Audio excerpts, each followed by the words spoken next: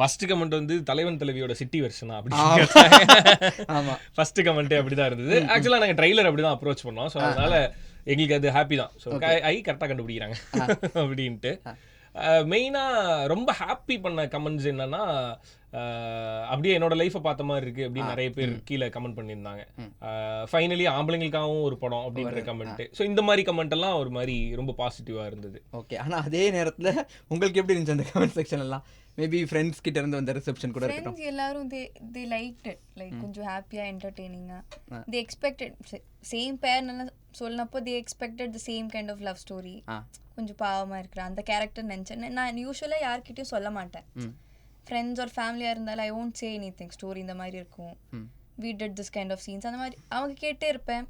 நான் அப்போவும் சரி ரிலீஸ் அப்போ பாருன்னு சொல்லுவேன். ஸோ இது வந்தப்போ ஃபுல் ஜாலியாக இருந்துச்சு. ஸோ அவங்களுக்கு அவ்வளோ தெரியாது. என் friend circle they don't know much about cinema or anything. So அவங்க பார்ப்பேன், என்ஜாய் பண்ணுவேன், ஏதாச்சும் பிடிச்சா சொல்லுவேன், அவ்வளோதான். கமெண்ட்ஸில் மெஜாரிட்டி இவர் சொன்ன மாதிரி தான். அவங்களுக்காக சொல்லியிருக்கேன் சம்மனால். சில கேர்ள்ஸ் வந்து கேட்டேன், ஏன் நமக்காக ஏன்னா அப்படியே ஆப்போசிட் ரெஸ்பான்ஸ் வந்து ஜாலியாக தான் இருக்கும், ஃபன்னாக தான் சொல்கிறேன். அவ்வளோதான். அந்த ரெஸ்பான்ஸ் வந்துச்சா? கேட்டாங்களா ஏன் அப்படி போச்சு? சும்மா